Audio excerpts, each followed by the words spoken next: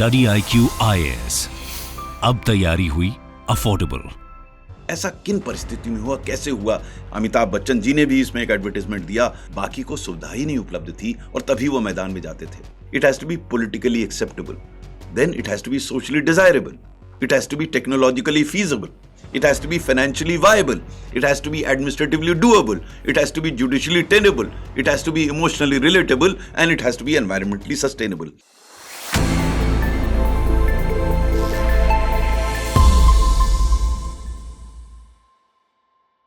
नमस्कार, policy watch के चौथे एपिसोड में आज हम आपसे एक बहुत ही महत्वपूर्ण कार्यक्रम के बारे में चर्चा करेंगे और यह कार्यक्रम है स्वच्छ भारत अभियान। मेरे विचार से, मैंने 38 साल सिविल सेवा में कार्य किया है, ये एक सफलतम कार्यक्रम है और आज हम ये जानकारी करने की कोशिश करेंगे कि इसकी सफलता का कारण क्या है और क्या इस कार्यक्रम से और जो इसकी सफलता है उससे हम कुछ सीख सकते हैं, अन्य कार्यक्रमों को भी क्या इस प्रकार से हम सफल बना सकते हैं जैसा ये कार्यक्रम सफल रहा है। बट इन बिंदुओं पर आने से पूर्व सबसे पहले मैं आपको एक पृष्ठभूमि देना चाहूँगा कि स्वच्छ भारत अभियान का कार्यक्रम का आरंभ कैसे हुआ और क्यों हुआ। स्वच्छता के बारे में सबको परेशानी रहती है, सब लोग चिंतित होते हैं कि देश को, शहर को, घर को कैसे स्वच्छ बनाया जाए। वर्ष 1954 में इसकी शुरुआत हुई थी स्वच्छता अभियान से। कई वर्षों तक अनेक योजनाओं के माध्यम से इसका प्रयास किया गया, लेकिन शायद वो सफलता प्राप्त नहीं हुई और जब हम वर्ष 2014 में आए तो वो जो एक गंभीर समस्या दशकों से हमारे सामने थी कि शौच के लिए पुरुष स्त्री सुबह सुबह गांव में लोटा लेकर मैदान में जाते थे और ये दृश्य जो सुबह कोई जाता हो तो उसको अवश्य दिखता होगा कि स्त्री पुरुष मैदान में जा रहे हैं। और ना केवल ये बड़ा इनकन्वीनियंट है सुबह सुबह उठ के कोई मैदान में जाए, उसके अतिरिक्त ये अनहाइजीनिक भी है, इससे कई प्रकार की बीमारियां होती थी।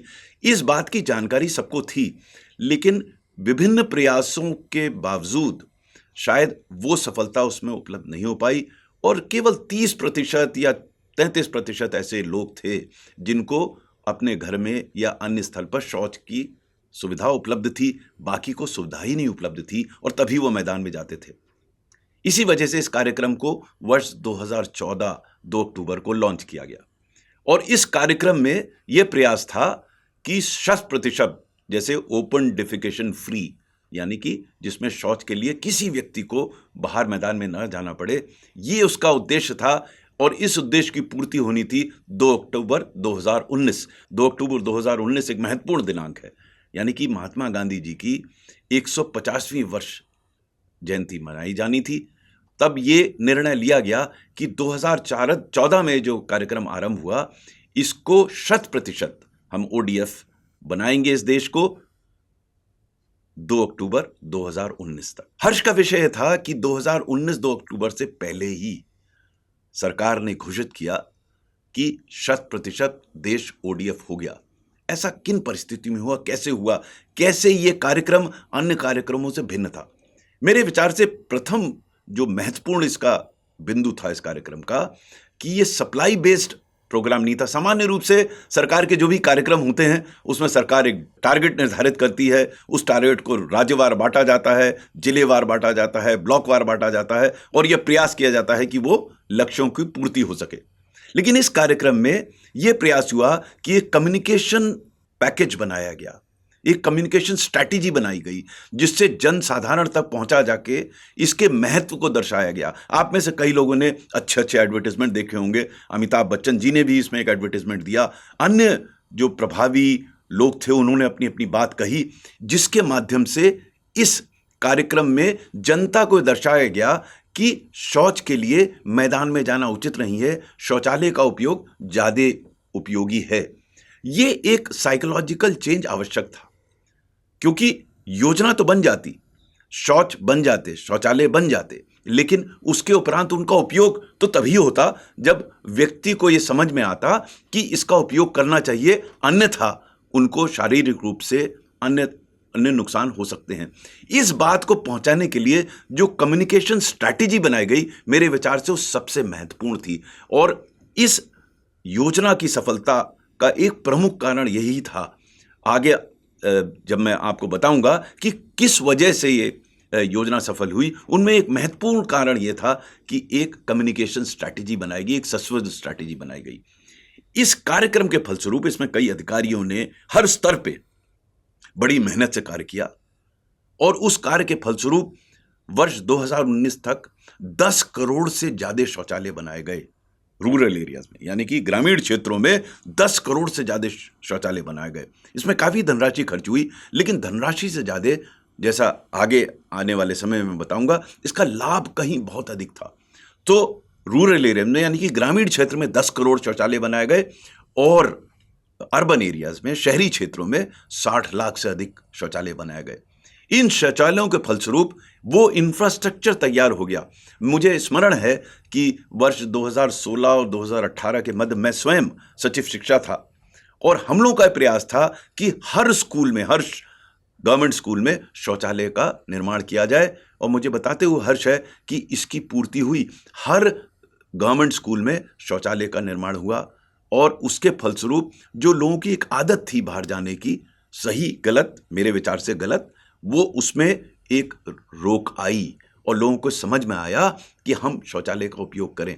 तो ये एक अत्यंत ही सफलतम कार्यक्रम रहा। फिर इसका आकलन हुआ। सामान्य रूप से शासकीय योजनाओं का थर्ड पार्टी इवैल्यूएशन नहीं होता, उतना नहीं होता। इस योजना का हुआ। वर्ल्ड बैंक ने इसे इवैल्यूएट किया, अशोका यूनिवर्सिटी, यहाँ की एक नामी ग्रामी यूनिवर्सिटी है, उन्होंने इवैल्यूएट किया। सब इस निष्कर्ष पे पहुंचे कि बाय एंड लार्ज उसके जो ऑब्जेक्टिव्स थे इस योजना के, उनकी पूर्ति हुई। अब जैसे कोई भी योजना होती है, उसमें कुछ ना कुछ थोड़ा बहुत कमियां रह जाती हैं। कई लोगों का कहना है कि इस योजना में भी 100% शौचालय नहीं बने हैं, 100% लोग जहां शौचालय बने हैं उसका उपयोग नहीं कर रहे हैं। हो सकता है बात सही हो। कुछ इवैल्यूएशंस में ये बात आई है कि कुछ शौचालयों का उपयोग नहीं हो रहा है। यह बात भी आई है कि 100% शौचालय अभी नहीं बने।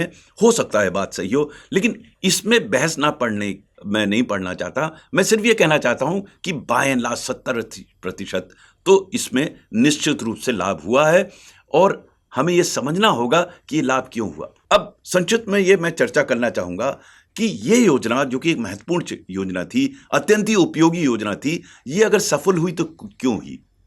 मैं सामान्य रूप से इस बात को कहता हूं कि किसी भी समस्या के समाधान के लिए आइडियाज आना बहुत आसान है। कोई भी व्यक्ति, आप सड़क पे चले जाइए, किसी से बात कीजिए, जो बताएगा इसका ऐसे समाधान कीजिए, ऐसे समाधान कीजिए, तो आइडियाज में तो कोई समस्या है नहीं। लेकिन एक प्रजातंत्र में, और हमें गर्व है अपने प्रजातंत्र पर, एक प्रजातंत्र में for any idea to fructify, यानी कोई भी आपका सुझाव है, उसका सुचारू रूप से अगर समाधान होना है तो वो idea should be politically acceptable, यानी कि राजनीतिक दृष्टिकोण से उसमें सहमति होनी चाहिए।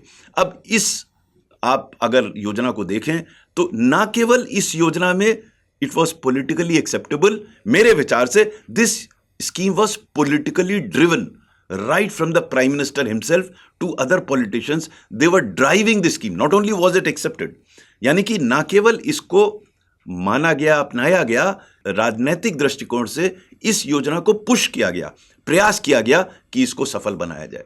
So the first point is it has to be politically acceptable. Then it has to be socially desirable. It has to be technologically feasible. It has to be financially viable. It has to be administratively doable. It has to be judicially tenable. It has to be emotionally relatable. And it has to be environmentally sustainable. तो मैंने राजनीतिक रूप से इस योजना को तो अपनाया गया, मैंने पूर्व में बता दिया। अब दूसरे बिंदु पर आते हैं कि क्या it was socially desirable, meaning thereby कि क्या सामाजिक तौर पर इसकी आवश्यकता महसूस की गई। मेरे विचार से ये एक ऐसी योजना है जिसको सामान्य रूप से पाया गया कि अगर सामाजिक कहीं समस्या है विशेष, जैसे कई जगह फीमेल हैरेसमेंट की बात आती है, सेक्सुअल असॉल्ट की बात आती है, वो इससे कनेक्टेड था, क्योंकि जिस समय पर महिलाएं शौच के लिए जाती थी तो ये चांसेस होते थे सेक्सुअल असॉल्ट के। और इसमें भी एक स्टडी हुई कि इस योजना के माध्यम से उन असॉल्ट्स में व्यापक रूप में कमी आई। तो महिलाओं के दृष्टिकोण से ये बहुत महत्वपूर्ण योजना थी, आवश्यकता थी, meaning thereby that this scheme was socially desirable. मेरा अगेन ये मानना है कि इस प्रजातंत्र में अगर कोई योजना पॉलिटिकली एक्सेप्टेबल नहीं है, सोशली डिजायरेबल नहीं है, तो उस योजना को सफलतापूर्वक लागू करना संभव नहीं है। और स्वच्छ भारत अभियान में ये स्पष्ट रूप से विदित हुआ कि ये योजना सामाजिक दृष्टिकोण से आवश्यकता थी। तीसरा महत्वपूर्ण, whether it is technologically feasible, यानी कि तकनीकी दृष्टिकोण से क्या ये योजना चल सकती थी। ये एक बहुत ही महत्वपूर्ण बिंदु है। आरंभिक तौर पे कई लोगों ने इस पे संशय जताया कि किस प्रकार के टॉयलेट बनाएंगे जिससे उनका निरंतर उपयोग हो सके। इस पे काफ़ी रिसर्च हुई, जैसे सिंगल पिट, डबल पिट, कैसे उनका स्लज का इंतजाम होगा। इन सब बिंदुओं पर विस्तार से चर्चा हुई और इसको टेक्नोलॉजिकली फीजिबल बनाया गया। मैं अक्सर इस बात को कहता हूं कि कोई भी आइडिया हो सकता है, शुरू में वो तकनीक उपलब्ध ना हो, वो टेक्नोलॉजी उपलब्ध ना हो, तो प्रयास ये होना चाहिए कि हम ऐसी टेक्नोलॉजी पास लाएं, सामने लाएं, इवॉल्व करें, जिसके माध्यम से वो आइडिया कारगर बन सके। स्वच्छ भारत अभियान में उस टेक्नोलॉजी पे रिसर्च हुई, उस पर प्रयास हुआ और अंततः ऐसे सोक पिट्स, ऐसे टॉयलेट्स बनाए गए जो कि कारगर पाए गए। तो ये योजना पॉलिटिकली एक्सेप्टेबल हो गई, सोशली डिजायरेबल हो गई, टेक्नोलॉजिकली फीजिबल हो गई। अब एक महत्वपूर्ण बिंदु आता है कि क्या ये योजना फाइनेंशियली वायबल थी, यानी कि वित्तीय दृष्टिकोण से क्या समुचित मात्रा में धन उपलब्ध था। अब चूंकि ये आइडिया बहुत अच्छा था और चूंकि इसको राजनीतिक प्रेरणा मिली थी, राजनीतिक सपोर्ट मिला था, इसलिए इस योजना के लिए जितनी भी धनराशि की आवश्यकता थी उसको बजट के माध्यम से उपलब्ध कराया गया। इसमें एक और मैं अनुभव आपको बताना चाहूँगा जो मेरा व्यक्तिगत अनुभव है कि सरकार ने प्रयास किया कि जितनी पब्लिक सेक्टर अंडरटेकिंग हैं उनसे जो संभव हो वो धनराशि उपलब्ध करा के शौचालयों को बनाया जाए। और मुझे इसलिए स्मरण है कि शिक्षा सचिव से पूर्व मैं कोयला सचिव था और कोल इंडिया से अपेक्षा की गई कि वो अपने प्रॉफिट में से जो CSR का पैसा निकालते हैं उसके अतिरिक्त भी जो पैसा उनके पास है वो उपलब्ध कराएं शौचालय बनाने के लिए। तो जहां एक सरकार ने ये प्रयास किया कि बजट के माध्यम से इस योजना को उससे धनराशि उपलब्ध कराई जाए, साथ ही साथ ये भी प्रयास हुआ कि पब्लिक सेक्टर अंडरटेकिंग से उनकी सहायता से भी धनराशि उपलब्ध कराई गई। इस प्रकार से ये योजना पॉलिटिकली एक्सेप्टेबल हुई, सोशली डिजायरेबल हुई, टेक्नोलॉजिकली फीजिबल हुई, फाइनेंशियली वायबल हुई। अब प्रश्न आता है कि एडमिनिस्ट्रेटिवली डूएबल कैसे हो, ये मीनिंग देयर बाय कि किस प्रकार से जो धनराशि उपलब्ध हुई उन टॉयलेट्स का निर्माण कैसे किया जाए। क्या इतने लोग, इतने आपकी संस्थाएं, इतने व्यक्ति उपलब्ध थे जो इस योजना को क्रियान्वित कर सके। कई बार शासकीय योजना में ये होता है कि पैसा भी उपलब्ध हो जाता है, पॉलिटिकल सपोर्ट भी होता है और उसकी सामाजिक आवश्यकता भी होती है। ये सब होने के बावजूद शायद वो ह्यूमन रिसोर्स जिसको वो कार्य करना है फील्ड पे वो उपलब्ध नहीं होता। इसके लिए सरकार ने विभिन्न विभागों से समन्वय स्थापित करके वो लोग उपलब्ध कराए जो कि इसको क्रियान्वित कर सकें। ये बहुत महत्वपूर्ण है क्योंकि अक्सर योजनाओं में देखा गया है कि समुचित मात्रा में जो आवश्यक ह्यूमन रिसोर्स है वो उपलब्ध नहीं हो पाता, जिसके फलस्वरूप इस योजना को जो प्रभावी रूप से क्रियान्वित किया जा सके। और यहाँ क्रियान्वयन प्रमुख रूप से दो प्रकार से था। पहला तो ये था कि वो टॉयलेट्स बनाए जाए, यानी कि इंफ्रास्ट्रक्चर को कंस्ट्रक्ट किया जाए। क्या इस प्रकार की कंस्ट्रक्शन एजेंसीज उपलब्ध थीं? उनको सरकार ने आइडेंटिफाई किया, उनको एक्सप्लेन किया गया, उनको ट्रेनिंग दी गई और फिर उसके बाद उनसे कार्य कराया गया। बहुत ही सुनियोजित ढंग से इसको कराया गया। तो इस प्रकार से ये योजना पॉलिटिकली एक्सेप्टेबल हो गई, सोशली डिजायरेबल हो गई, टेक्नोलॉजिकली फीजिबल हो गई, फाइनेंशियली वायबल हो गई, एडमिनिस्ट्रेटिवली डूएबल हो गई। अब जुडिशियल टेनेबिलिटी का इसमें इशू इसलिए नहीं आता कि बाय गॉड्स ग्रेस इसमें कोई व्यक्ति कोर्ट में नहीं गया इस योजना को रोकने के लिए, जैसा कुछ जगह हो जाता है। तो इस बिंदु पर हम चर्चा नहीं करेंगे। लेकिन जो अगला बिंदु है इमोशनल रिलेटेबिलिटी, ये मेरे विचार से सबसे महत्वपूर्ण अंग था इस योजना का। मैंने इस चर्चा के आरंभ में इस बात को बताया कि इस योजना में एक अच्छी कम्युनिकेशन स्ट्रैटेजी बनाई गई। कई बार ऐसा होता है कि योजनाएं अच्छी होती हैं, अपने आप में अच्छी होती हैं, लेकिन जिस व्यक्ति को उसको उपयोग में लाना है, जो उसका लाभार्थी है, उसको उसकी उपादेयता यानी कि उसकी यूटिलिटी नहीं समझ में आती। इसके लिए आवश्यक होता है कि हम एक ऐसी कम्युनिकेशन स्ट्रैटेजी बनाएं जिससे वो व्यक्ति समझ सके उसके महत्व को, उसकी उपयोगिता को। इसके लिए मेरे विचार से सरकार ने जो स्ट्रैटेजी बनाई कम्युनिकेशन की, बड़ी इफेक्टिव स्ट्रैटेजी बनाई, फिल्म के माध्यम से, रेडियो के माध्यम से, विचारों के माध्यम से, चर्चाओं के माध्यम से, हर प्रकार से प्रयास हुआ कि लोगों को समझाया जाए कि ये उनके लिए उपयोगी है। देखिए, टॉयलेट्स तो बन जाते, लेकिन अगर उनका उपयोग नहीं होता तो टॉयलेट खाली बनने से तो लाभ नहीं होता।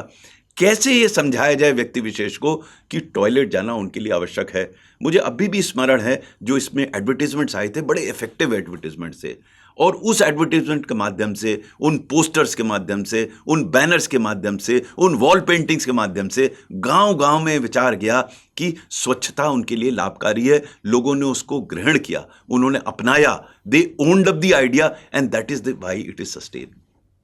फाइनल पॉइंट आता है एनवायरमेंटली सस्टेनेबल। ये पूरी योजना ही एनवायरमेंट के लिए है कि एनवायरमेंट को ठीक कैसे रखा जाए। तो इस प्रकार से ये योजना सफल इसलिए हो गई क्योंकि ये पॉलिटिकली एक्सेप्टेबल थी, सोशली डिजायरेबल थी, टेक्नोलॉजिकली फीजिबल थी, फाइनेंशियली वायबल थी, एडमिनिस्ट्रेटिवली डूएबल थी, जुडिशियली टेनेबल थी, इमोशनली रिलेटेबल थी, एनवायरमेंटली सस्टेनेबल थी। तो योजना एक सफल रही और उसी के फलस्वरूप 2019 के बाद 2020 में OFD प्लस यानी कि इस योजना को और बढ़ाया गया। उसका उद्देश्य यह है कि जो स्लज आता है, जो उसका उपयोग कैसे किया जाए आगे, तो इसको सस्टेन करने के लिए योजना को OFD प्लस लॉन्च किया गया। तो सामान्य रूप से योजना सफल रही। हाँ, कुछ ऐसे पहलू हैं जिस पे अभी चर्चा होनी चाहिए, हो रही है, कि कुछ ऐसे क्षेत्र हैं, कुछ ऐसे लोग हैं जो आज की तारीख में शौचालयों का उपयोग नहीं कर रहे हैं, यानी कि शौचालय बन गए हैं लेकिन उनका उपयोग नहीं हो रहा। तो ये जानकारी करने की आवश्यकता है, क्यों नहीं हो रहा? क्या वो पानी के अभाव में है? तो अब शासन ने एक अलग से योजना चलाई है पानी उपलब्ध कराए जाने की। कौन से कारण हैं उनको जानकर इस योजना को और परिपक्व बनाया जा सकता है। तो जहां एक और ये योजना सफल है, इसके कुछ ऐसे एस्पेक्ट्स हैं जिन पर पुनः विचार किया जाना आवश्यक है, जिन पर चर्चा भी आवश्यक है कि अगर सब जगह टॉयलेट नहीं बने और दिखाए गए बन गए तो ऐसा क्यों हुआ? कई जगह टॉयलेट्स बन गए हैं, उनका उपयोग क्यों नहीं हो रहा है? इस पे भी विचार होना चाहिए। क्या कमी रह गई जिसकी वजह से लोग उसका उपयोग नहीं कर रहे हैं? तो सामान्य रूप से चूंकि इन 8 मापदंडों को उसमें पूर्ति हुई, ये योजना सफल हुई। अगली चर्चा जो हमारी होगी उस पर हम बात करेंगे एक ऐसी योजना जो उसी समय भी आरंभ हुई थी जिस समय स्वच्छ भारत अभियान हुआ था, जिसमें 100 स्मार्ट सिटीज की बात की गई थी। वो उतनी सफल क्यों नहीं हो पाई, उसकी चर्चा हम अगली बार करेंगे। नमस्कार। स्टडी IQ IAS, अब तैयारी हुई अफोर्डेबल।